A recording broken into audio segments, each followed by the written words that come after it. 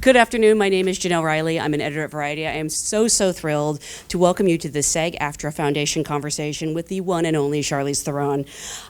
Since her breakthrough in movies like That Thing You Do and 2 Days in the Valley, this is an actress and producer who is always compelling to watch and continues to make bold, fascinating choices.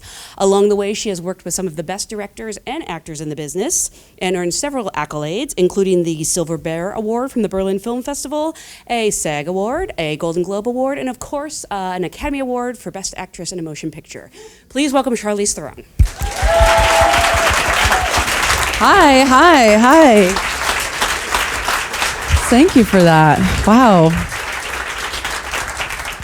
This is where it's at.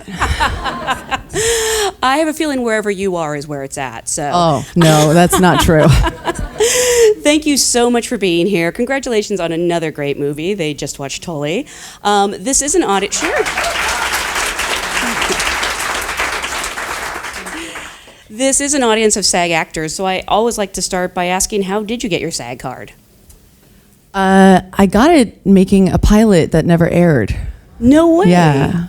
Whoever created that pilot and didn't pick it up must be so angry right now. They didn't pick it up, but I think they released it as a movie like years later, which was weird because it's just a pilot. What was it called? Hollywood Confidential. I think they did release this as a movie. Yes. Do you get residuals on that, or? I think I got 2.5. No, I played a undercover detective. Wow. Which made a lot of sense with my platinum blonde hair that I had at the time. And you were probably like 18 or 19 when you shot it? I was 19, yeah. Wow. So one of those Doogie Howser detectives who is super advanced for their age. That was exactly it. Worked really well. Well, here we are today, and I actually want to start at the beginning because you famously were born and grew up in South Africa. I mean, that's got to be as far from Hollywood as one can imagine. How did you end up here? I know, it's fucking crazy. Well, it's really crazy because my parents could not be more removed from anything about this industry. Both my parents built roads in South Africa. So, do you want me to go through the story? Because that is such a crazy. Oh, Jesus. Okay, so when I was 16, I left. I knew nothing about acting till way later in my life. Like I was 17, 18. Yes, a lot later. But I was a ballerina, and I danced for most of my life, from the time that I was like 4 years old. And I thought that was what I was going to do for the rest of my life. And I left at 16 and kind of studied abroad and did modeling as a waitressing job, and that's how I kind of supported myself. But I went and studied ballet everywhere I went. And then I ended in New York, and I realized that my career was over. I had my knees had just kind of said goodbye to me, and it all kind of tumbled on me that this was going to be gone, and I had never thought of a plan B. And so my mom came out. It was December. It was freezing. I was living in a basement with no windows, eating, as enough Haagen-Dazs for a nation. And my mom, so naively, this, woman who's just built roads in Africa all her life, has never been to New York, said, "You can be depressed in South Africa or you can be depressed here, but we can't afford that. So you have to either get on a plane and come home, or you have to do something about this." And I was like, well, I don't know what to do. And she said to me, 3:00 in the morning, "You love telling stories." She's like, "You were never the best." It was like one of those honest moments a mom had with her daughter. She's like, "You were never the best ballerina." Oh, wow. She's like, "Technically, there were a lot of other girls way better than you." She's like, "But when you were the dying swan, you were the fucking dying swan." She's like, "That's your strong point." And it sounds so ridiculous, but she was like, "I hear they make those movies in LA and in Hollywood. You should go." And she very famously said, "You don't want to be 80 and on your deathbed and wonder what it could have been." And boy, was she right. So I owe her a lot. That's amazing. I've never heard of a story where the parent encouraged the child to be an actress. Usually they sort of fear that. A tiny bit better than hitting me off to prostitution. Just a tiny bit better. Yeah, but you know, my mom has this. I don't know how she's hung on to it too, because she's in her 60s now, and she has that thing that I think we lose the older we get. She's just gotten more of it, which, you know, sometimes can be very reckless, but it's also living your life to the fullest and really kind of thinking so outside the box and thinking of all kind of possibilities. And I'm so grateful to have that, a little bit of that craziness in my life, because I'm not naturally like that. So it's good to have a wild child like that in the family. The wild mother is the wild child. Yeah. And then did you both come out to LA together? I think you were 19. No, I came out by myself. She bought me a one-way ticket. Wow. She's like, if it doesn't work out, you're not coming back to New York. You're coming back home. So, and she gave me $300. And I had a couple of checks coming in from New York, but they were out-of-state checks.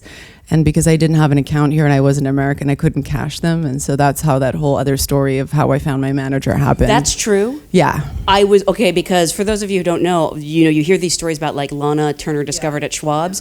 You were discovered in a bank. I was. A bank, no, it's worse. A bank on Hollywood Boulevard. It's not there anymore. They tore it down. But I now weirdly live and have lived for the last 24 years in the same house that's a minute away from that bank. So that it kind of brings tears to me, because it's just so crazy that my life has turned out this way. I'm super grateful. So what happened in this bank exactly? I mean, I don't believe anything I've read on the internet. All sorts of madness. Yeah. I love how people write about it. It sounds like I totally fucking like busted a lid. But really what happened was I was just so desperate, because I ran out of money. You know, I had been here for a while and I had $300. And I remember I was staying at the Farmer's Daughter Motel, which back then was a rented by the hour motel. It was not the cute, quaint little place that it is today with that nice restaurant. And I had to pay that night, and I had absolutely no money, and they wouldn't cash this check from New York. And it was just out of pure desperation that I wouldn't leave this teller. And I think I did start crying, because I was like, I'm homeless. And this guy stepped in, and he was very kind and kind of helped something. I don't know, he like cashed it through his bank and his account, and then gave me the cash. And then said, are you an actor? Because I'm a manager. And I was like, this is fucking great. I'm discovered. And my friend drove me to the bank, and she was waiting in her car, and I got in the car, and she was like trying to be an actor too. And she's like, I said, I was just discovered. Oh, sorry. And she's like, calm down. Everybody on Hollywood Boulevard is a manager, so calm down. And so I thought she was right, so I didn't do anything. And the card stayed in the car. And one night we were going out, and somebody saw the card and knew who he was. This was before the times that you could Google somebody. Yeah. So it turned out he was a legit manager, and that's where my career started. That's amazing. And now you can't even go into banks, so all these people are missing out. You can cause a scene, I guess, at the ATM, but it's probably not the same. And what sort of roles were you going out for in those early days? I mean, were you good at auditioning? No, I'm terrible at auditioning. Even now? Yeah, well, I'm terrible, and every director who's ever loved me sincerely have shared that very honestly with me. Charlize, I love you, but you're terrible at auditioning. I think it's also just because I didn't know what auditioning meant, you know, so not having the knowledge of what was expected of me, I just kind of like imagined in my head what an audition should look like, and it was fucking crazy.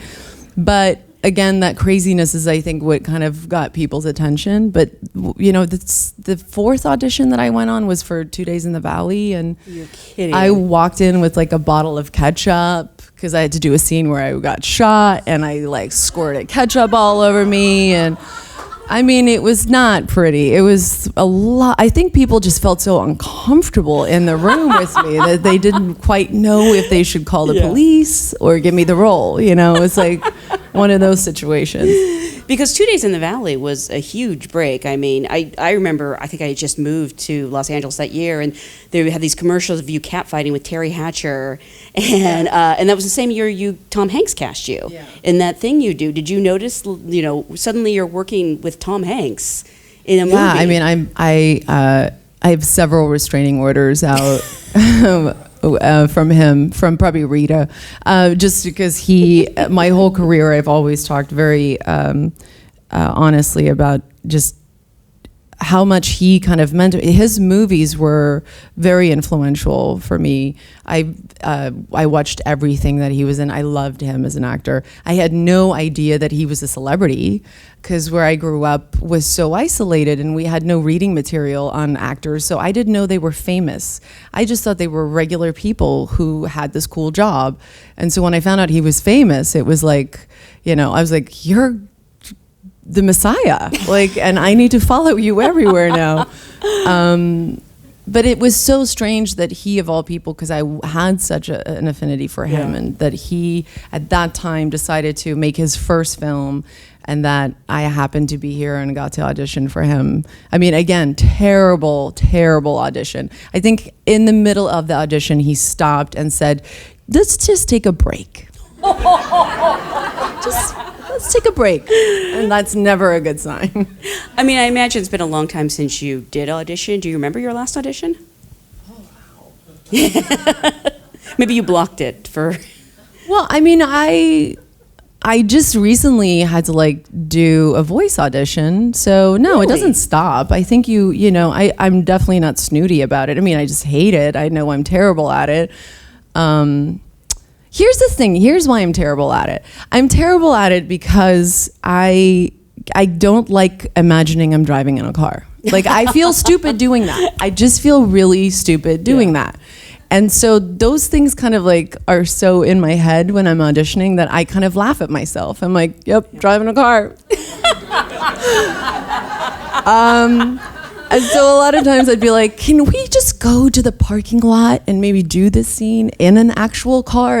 I always struggled with that. So that's why I'm terrible at audition. That makes perfect sense to me, actually. Although that was nice space work. You like that? I have to say, yeah. I would have given you the part. I mean, those were two such different roles, too, and two such different movies. Did everything change after that, or is that kind of a myth? No, I mean, the thing that I really struggled with and what kind of ended the relationship with the manager that I had at the time, in between all of that, when I met him, the first audition I ever went to, or the second audition I ever went to, was for Showgirls. And Joanna Ray, amazing casting director, was...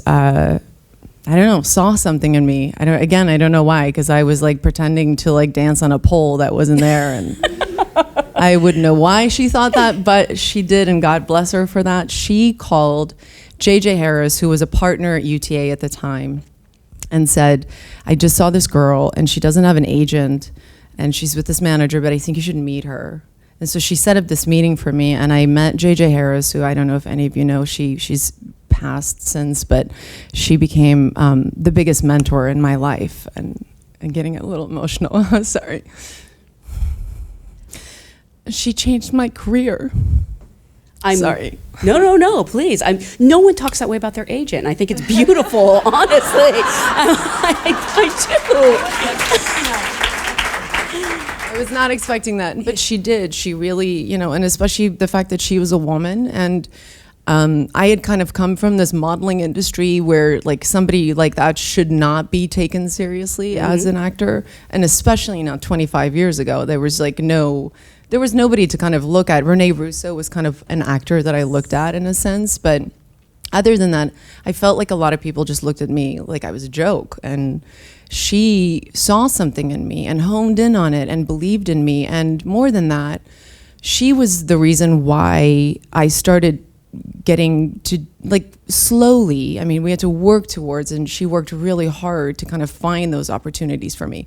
But because of her belief, I ended up meeting interesting filmmakers like James Gray and Lasse Hallström, and she knew about stuff up in advance and kind of stayed on people and really forced me into rooms and believed in me in a way that nobody I mean, it just doesn't make any sense. I had a terrible accent. I couldn't audition.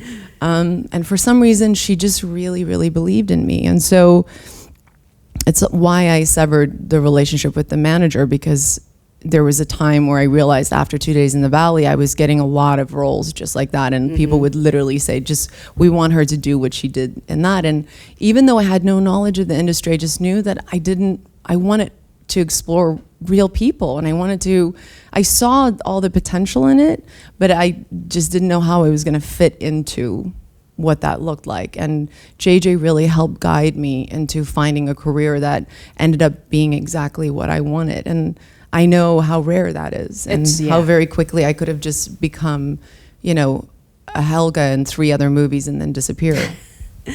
Helga was the character in 2 Days in the Valley. I was just going to say, I didn't know if that was a South African thing or...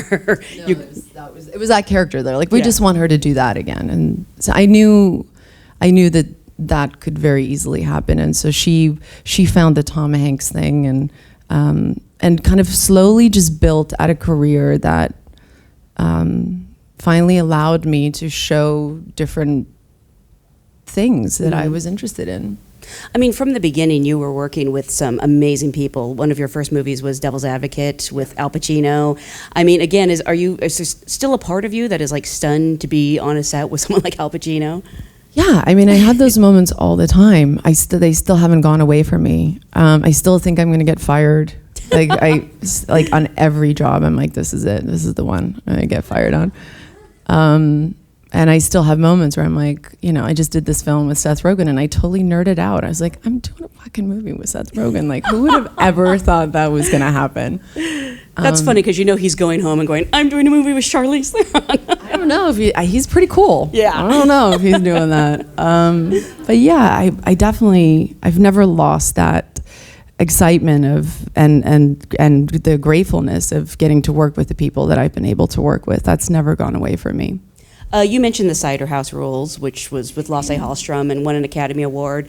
And like I said, you'd been doing a lot of good work up until then and in some big movies. But I think that there is a difference when it's a period piece and it wins Academy Awards. And did you find the industry treating you differently after that? No, because I wasn't nominated. I mean, the film got a lot of attention, but I can't say that up until I was in great movies that were critically acclaimed, well, not all of them, but some of them, with directors that were really talked about. But I was essentially playing the girlfriend or the wife. And I think when you kind of get stuck in that and there's not a lot of other opportunities where you can actually break away from that, it's really hard to kind of grab attention, to have people kind of take notice. And I did realize that for like the first 10 years of my career, it was like, oh, how do I make this wife interesting? How do I make this girlfriend interesting? And, then you'll come up with all of this stuff that some director is like just kind of placating you and going like, yeah, we'll definitely do that. And then you realize you are just the girlfriend. That is what you're there to do. So I don't feel like anything really changed. I was working solidly. I was working on good movies. But as an actor, I didn't feel like I was being really challenged up until I did Monster. Mm-hmm.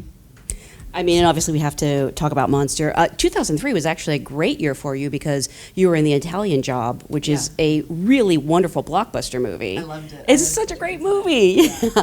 I love making that film. I love all of those guys.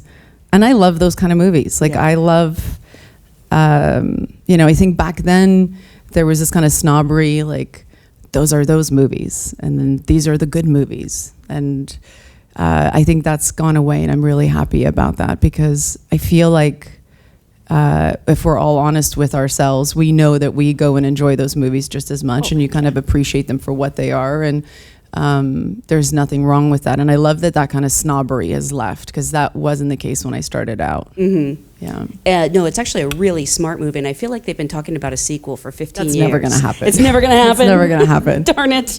And then obviously you followed that up with Monster, in which you played serial killer. Are we allowed to say serial killer Eileen Wuornos? Because I don't know if I consider her a serial killer.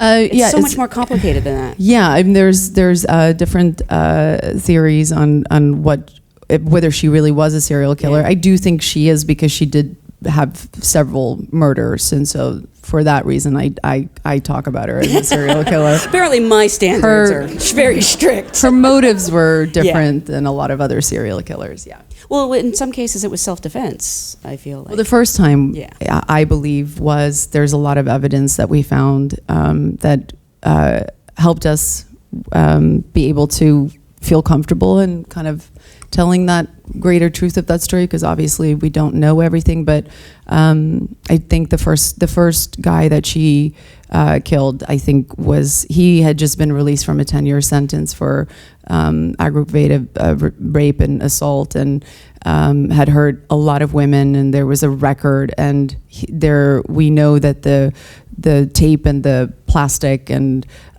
all of the stuff in the back of his car was actually belonged to him, and so we knew that he was not a good guy. Yeah. How did that project find its way to you? And I mean, was there any trepidation about, like, can I do this? So now you'll understand. Well, hopefully, but maybe you.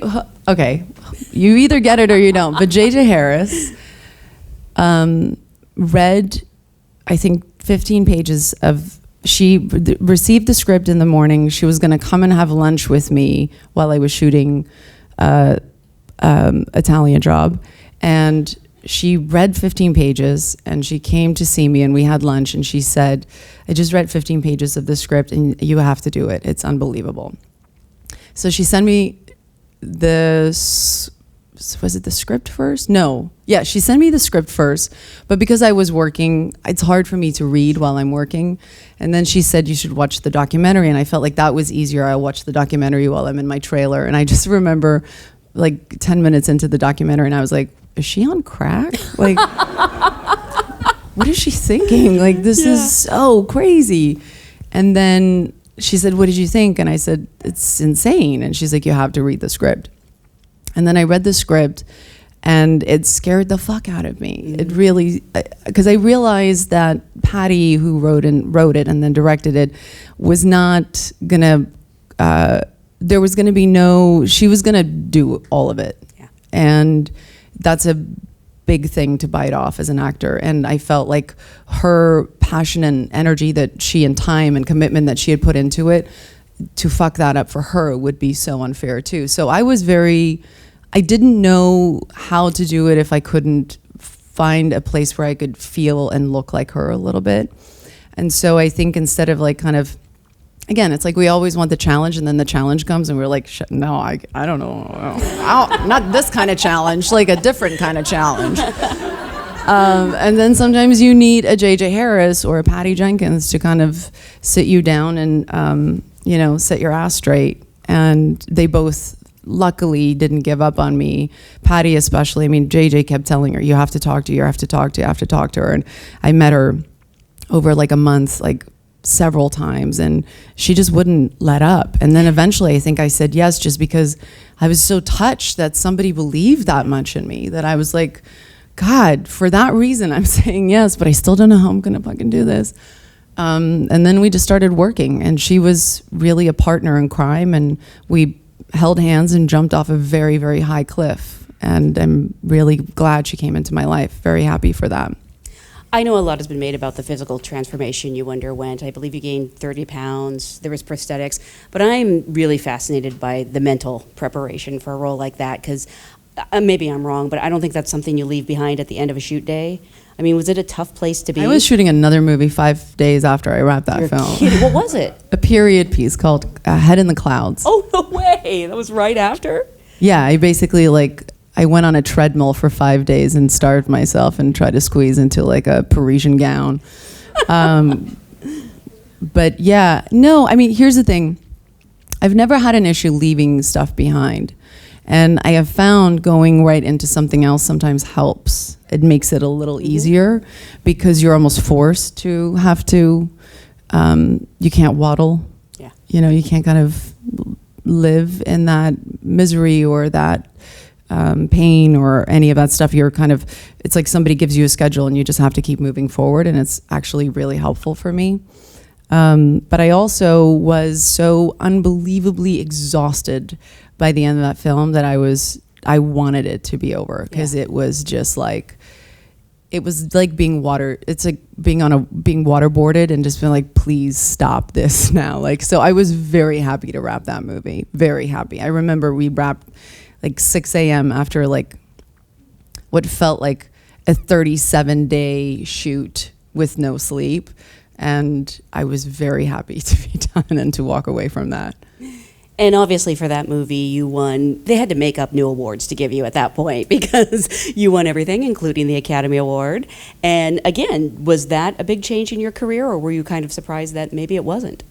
No, that was definitely, that was a game changer. Yeah. And it was not necessarily all for the positive, because it's one of those moments where you can't believe this is happening to you, and it's amazing, and then it happens. And then afterwards, you're kind of inundated with offers.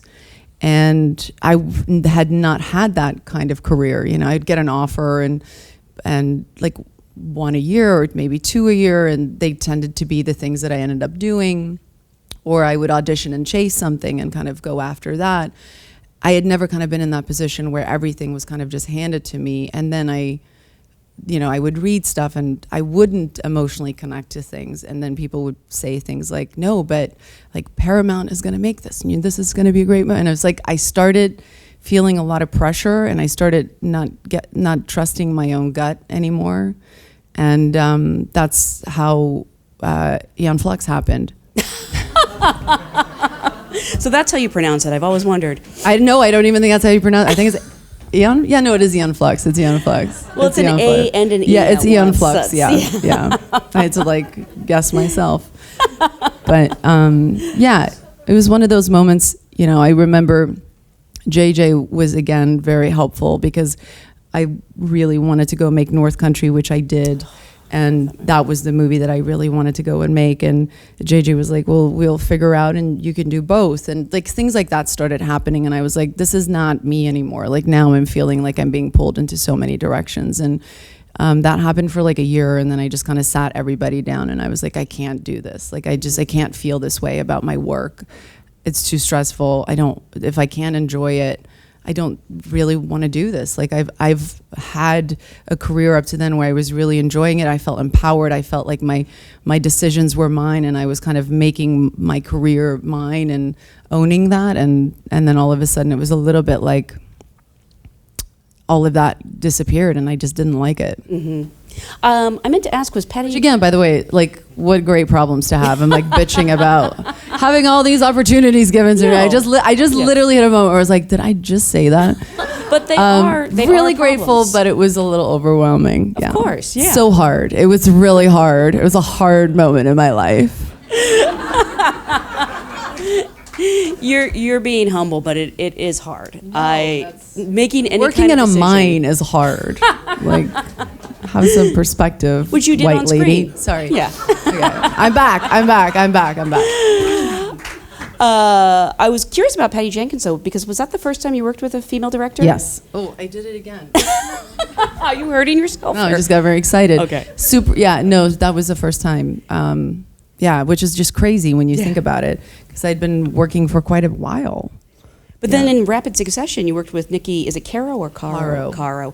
And Karin Kusama. Kusama, yeah. Dang, I am bad with these. Pronounce all three of them for me. Patty Jenkins, Nikki Caro, and Karin Kusama. I was so proud I got the Karin part right, because I always thought it was Karen, and I butchered the last name. You're doing great. Thank you.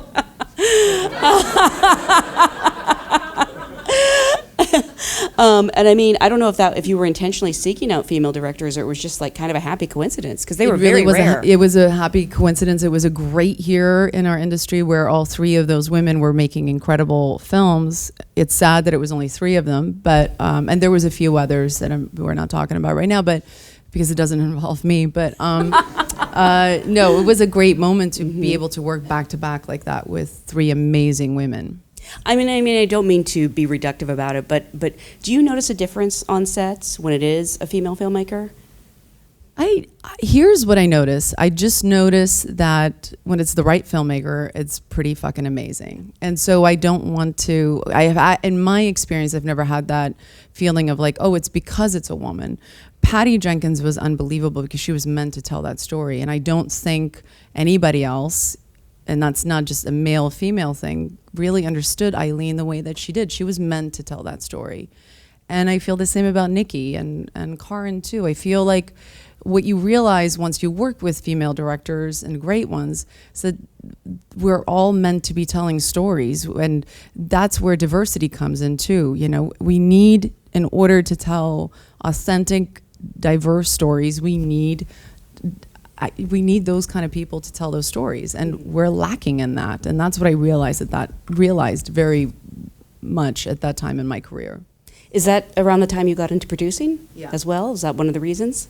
It was on Monster. It was because I was so scared of the project. And I think my biggest fear and the biggest reason why I couldn't just say yes to it was because, and I touched upon it a little bit before, this idea of bringing more to enrich a character, you know, by like, can I do this with this wife? Can we do this? This would be interesting. And then having somebody kind of like smile at you and condescendingly thinking, this is never going to happen. And then it doesn't.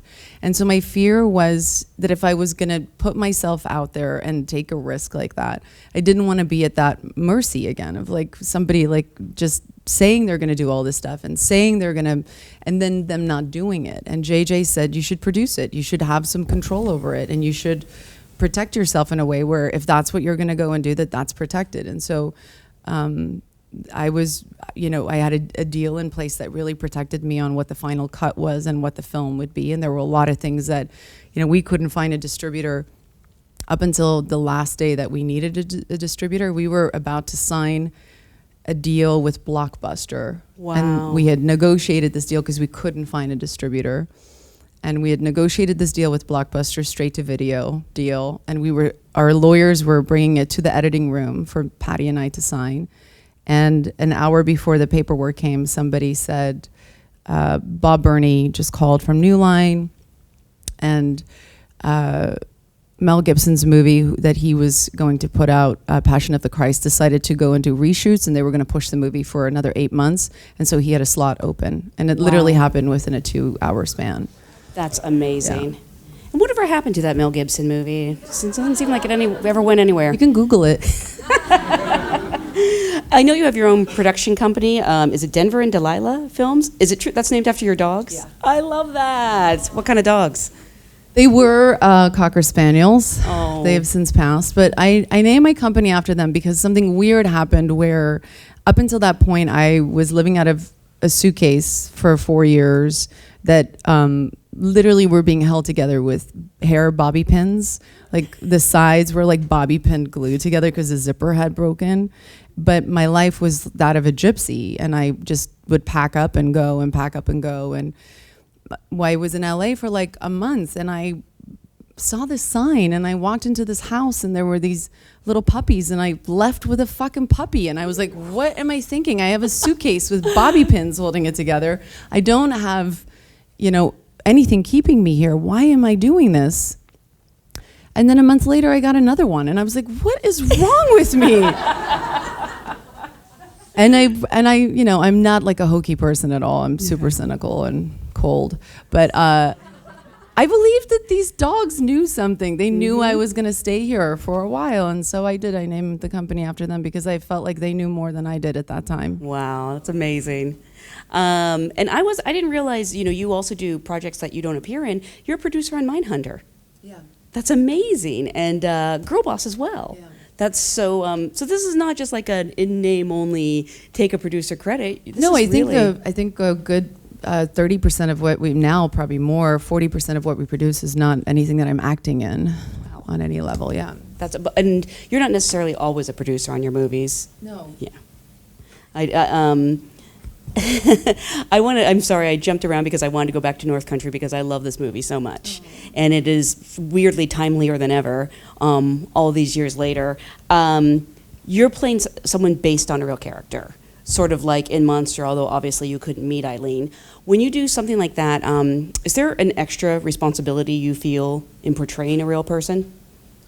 Yeah, I mean, I felt it for Eileen as well. I think the biggest thing for me personally is just, I don't want to tell a story that's not, again, the human condition is always about greater truth, and we're never going to know the facts about everything, but you can really kind of work towards that. And so it's not so much that I want to let somebody down. I just want to be able to know that we walked towards the truth as much as we possibly could.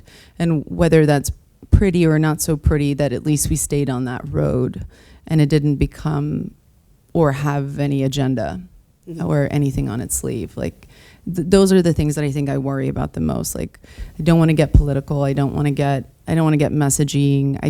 It's about the human being and the human spirit and those flaws and those mistakes. Those are the things that I'm the most interested in. And so, Lois was an interesting character too, a person too. That's the character that I play in North Country, because I met her for maybe 20 minutes. She came to the set. Her life has had a real effect on her, and she's at a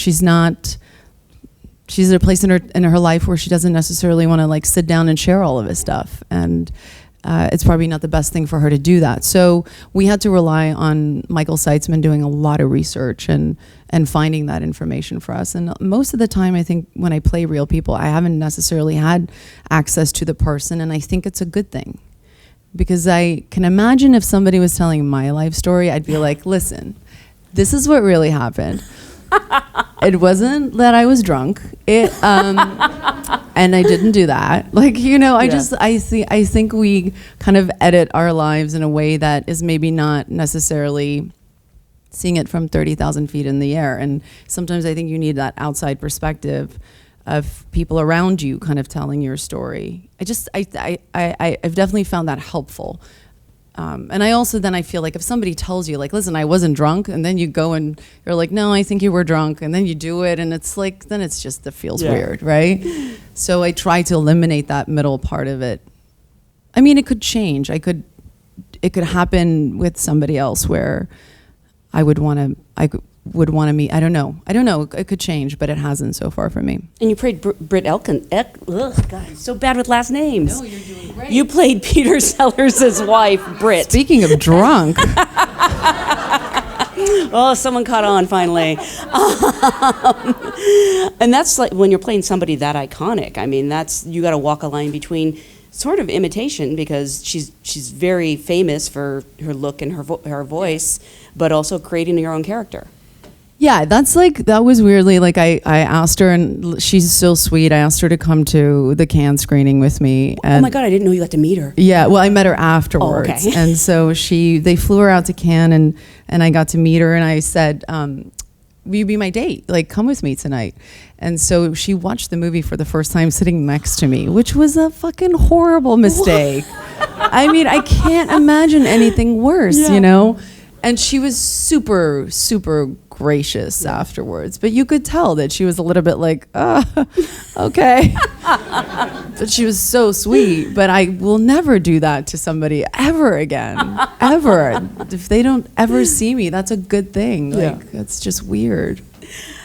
Two movies, recent movies I want to touch on real quickly before we get to Tully are obviously Mad Max Fury Road and Atomic Blonde. Not just because they're two of my favorite movies and you kick so much ass in them literally and figuratively, but did you imagine becoming like an action icon at this point in your career?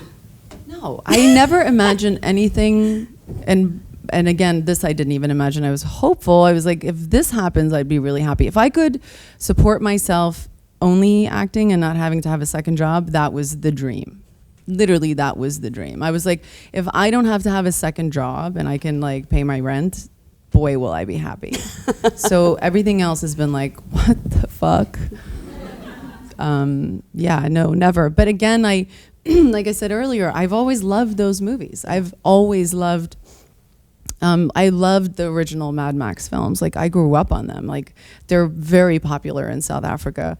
And so, you know, just when I heard it, I was like, yes. I mean, what, can I just be like a sidekick? Like, I would love to be in a Mad Max movie. So, you know, I've always loved those movies. It was like a later discovery for me. Mm-hmm. And it's nice that actors now can kind of do everything and not be judged for it or thought of as like not serious or not a good enough actor to do stuff like that. Mad Max won like several Oscars. Yeah, I love bitch. that. Yeah.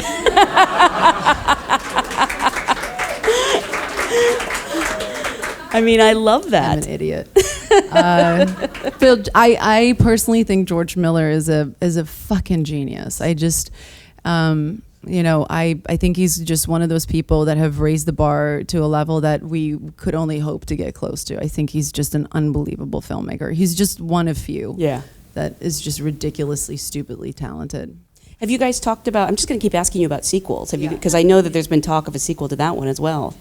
So when he developed Fury Road, he wrote the other two films. And so they were all written before we even showed up. And I think he did them for a backstory because they kind of play as each of both characters' backstories. But I don't really know what's going on. You know, I know there's some stuff happening right now that might make it a little bit more difficult, but I don't really know the details of it.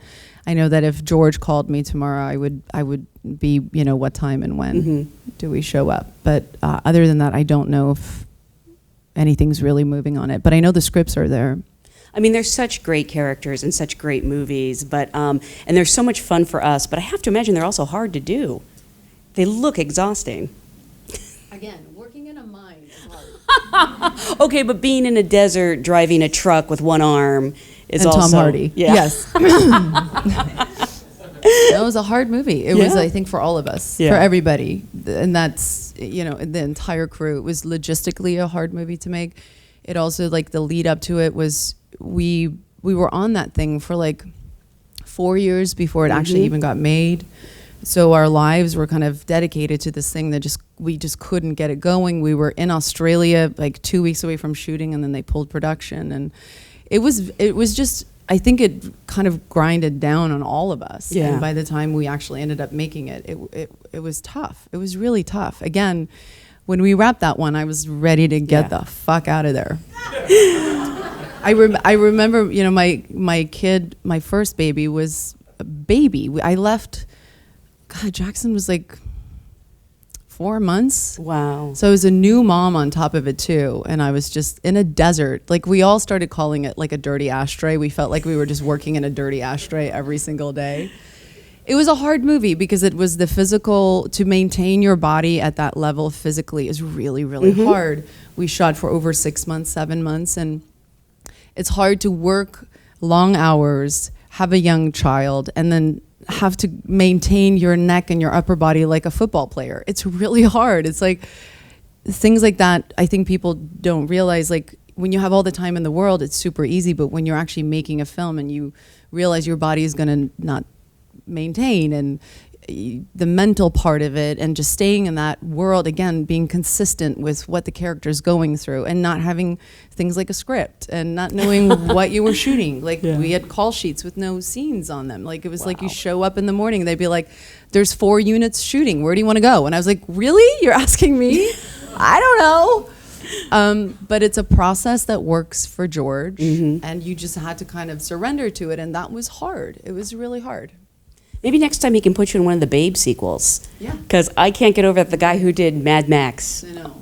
Also did Babe Big in the City. I know, and he doesn't eat bacon because of that. Are you serious? Yeah. That's So adorable. sweet. It's really sweet. Oh my I try gosh. to like give him a bite of my salad with bacon in it or something. He's like, I can't. He's the sweetest guy in the whole world. It's amazing. And then I felt like such a dick. I was like, I can't believe I just offered him bacon. So that brings us to Tully, and I know you previously collaborated with director Jason Reitman and writer Diablo Cody in Young Adult, another movie I absolutely love about a very complicated character. Were you guys looking to collaborate again since then? Yeah, we definitely. Jason and I stayed in touch with each other and Diablo, and you know, you say that like sometimes you get out, you're like, we should do this again. Yeah. It just never happens again. And Jason and I became friends, and he, you know, I really have him to thank, and Diablo, because she ended up coming up with the idea and pitching it and saying maybe this is something we could do together again. And I'm super grateful that they actually got off their asses and did it, because that doesn't usually happen. But the three of us just love working with each other. Yeah. I was kind of hoping Patton Oswalt would be your husband, because you guys had such I mean, Patton is like, ooh, deep in my heart. I love that guy. You guys had such great chemistry in Young Adult. It's kind of amazing. Jason has this real talent for casting. Yeah. It's really crazy. And I felt the same thing with Mackenzie. Like, he just really knew the two of us would be perfect. Mm-hmm. And I don't know how he does it, but he has yet to get it wrong with me. Every actor he's ever placed me with has just been like, wow, like, this person is making me so much better than I could ever be in this room alone. I was so curious about that with Mackenzie, because this may sound strange, but did you do a chemistry read, or did he just know? No, I think he read with her. Yeah. I think she auditioned for something. I don't know what, but I think she auditioned for something of his earlier, like another movie. And I only found that out when we were doing the press junket. She kind of like threw him a little side dagger. She's like, well, I didn't get that role. But I think he remembered her, and he did not mention, the same with Patton, he didn't mention anybody else except those two people for those roles, yeah. So was it kind of written with you in mind? If Diablo came up with this idea, it was Tully? Yeah. Not Young Adult, but Tully was, Right. yeah. Wow, that's so flattering, but then also, it's somebody. Well, again, I just realized I should probably not say that, because I don't know that for a fact, but I think so. Yeah. I think so. Well, I mean, it's sort of like, again. But I don't know for a fact. But I think so. They knew you could rise to the challenge, because it's a really complicated role. And again, we could talk about the physical, because I think you put on 50 pounds for this movie. But again, the mental headspace that you're going through in this. And I know you became a mother just 6 years ago. I mean, do you think you could have played this role 10 years ago? Yeah, but I think it would have been different. I mean, I don't think it's impossible. I don't think you have to be a heroin addict to play a heroin addict, but I do think there was a nice gift that came with that. This script came to me 4 months after my second baby came to me. And so I was literally in the throes of a 4-year-old at the time needing a mom, and me just not being a mom because I was so exhausted from having the second one. And so I literally was reading the script and I was like, this is my life right now. Like, oh my God. And so again, it was like a serendipitous that it just kind of showed up at that time. And it all happened really, really fast. I think Diablo wrote the script in 6 weeks. That was the draft we shot. We were shooting it, I think, 3 months later. It was 5 months later, it was done. Like, Wow. It was crazy. That's so weird to think that like a year ago this didn't exist. Yeah. Yeah. I know. I mean, and was it a tough shoot? Because again, you're going to places that I can't imagine are fun to be, but you're with great people. Yeah, I had a really, really hard time on this shoot. I wasn't prepared I didn't experience this on Monster, and I don't know why, maybe it's just because I'm older, but I experienced depression for the first time in my life. And I think it was from just how I was eating and the amount of sugar. Because every time I've gained weight, it's like that the first month you're just like, I get to eat everything I love, which is like pizza and pasta and bread, and like that's my thing. And then I plateaued, and somebody the devil told me about sugar. And I started hitting the cokes, and it was just like a dark tunnel. Mm-hmm. And I had, I was working with 4 kids on set, and then I'd go home to my own kids, and my youngest was 5 months at the time. Wow. And it was tough. I became so lethargic, and I had no energy. I literally couldn't. I remember we would shoot scenes in that house, and I would just lie on the carpet, like next to the couch, because I was too lazy to go back to my trailer. I just had no energy. And I'd just be like, can I just, and like crew would like step over me, and it was just so, somebody would bring me pizza, and I'd just lie on this dirty carpet and shoving pizza down my throat, and it was just not pretty. I was going to ask if it was a freeing experience, but it sounds miserable. Jason and I talked about it. I was like, I felt like I let him down because we definitely did not have as much fun as when we made Young Adult. We definitely laughed a lot on that. I was just really down. I was really, I mean, again, felt lucky because it really worked for the character, and I had never had postpartum depression myself. So, I thought I was just working on the physical, and really what I got was a good understanding of what the mental was. Mm-hmm. And so I take that gift, and I'm grateful for it, but I wasn't prepared for it. And I think that threw me for a loop, and I kept apologizing, and he was like, stop apologizing. This is great. This is great. Keep going. And I was like, oh, okay, I'll just.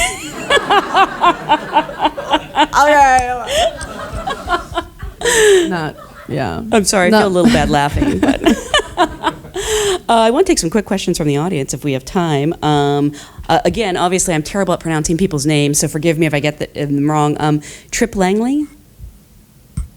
Trip, did you sneak out or use a fake? Oh, there you are. Hi. Did I bore you that much? Your performance in Monster is the film performance that has had the most impact on me as an actor. What performance affected you and has inspired your artistry? Oh, wow. Thank you. A lot. There's a lot of performances that have really kind of always stayed with me. And sometimes, things that I think people somewhat weirdly are surprised by. Like, Ripley was a character that really, for me as a woman, just, was a game changer. Mm-hmm. And it started even, I think, before I started making movies. I remember seeing that movie, and just for me as a performer, as a woman, it was like, the glass ceiling was broken, and I was like, oh shit, I can do all of that. And then of course, I grew up with a lot of Jessica Lange and Susan Sarandon and Meryl Streep, Kramer versus Kramer and Sophie's Choice. I remember being 15 and just watching those movies over and over, and thinking, that was what life was going to be. Turned out it wasn't, but that's okay. Which is a good thing, right? Not yet. Maybe it's coming. But those women, Frances Farmer, that movie's just called Frances. Yeah. Frances, that performance, Jessica Lange in that film, I think did something to me as a young girl, for sure. Trying to think of. There's a lot of those women, their work really kind of did a lot for me. I'm trying to think, have you gotten to work with any of them? No, I haven't. None of those people I just mentioned, no. Yeah, I know. Although you mentioned Ripley, and you got to be in an Aliens movie, although do we officially call it an Aliens movie, Prometheus? You have to ask Ridley Scott. Ridley Scott about that. I don't know if he calls it that. I think he does. He talks weirdly about it. I don't quite understand it. So he didn't pitch it to you as an alien. He's a very smart guy. No, yeah. I mean, I think he really kind of, when we were working on it, treated it like a standalone. Right. And then there were some things that happened in the editorial process that I realized that he wasn't sharing with us. So then I was really confused. But I loved being in it. I loved working with him. We have a question from Taylor Polidor. Is that correct? Oh, hey. You often portray such strong and empowering roles. Do you believe that Hollywood is beginning to create space for even more powerful female roles? Yeah, it's interesting because I feel like being in this industry for, where are you? There you are. For the last, Okay, we don't have to go into the whole. But we've always had these like little moments where things would happen, and it's like, oh, and then 3 months later, nobody would be talking about it anymore. And I feel like this last year and everything that's happened, I see change that is going to be sustained. I feel like change is happening. Things are happening right now where doors can't be shut or closed on what's kind of been opened and shown. And that to me as a woman, for myself, is exciting to be alive and working. And this time, I mean, obviously would have been great if that was the case 20 years ago, but I'll take it now. I'll take it. And I'm happy that I'm part of it. And I'm, you know, more than anything, I look at my 2 girls and I'm so happy that they're going to benefit from this.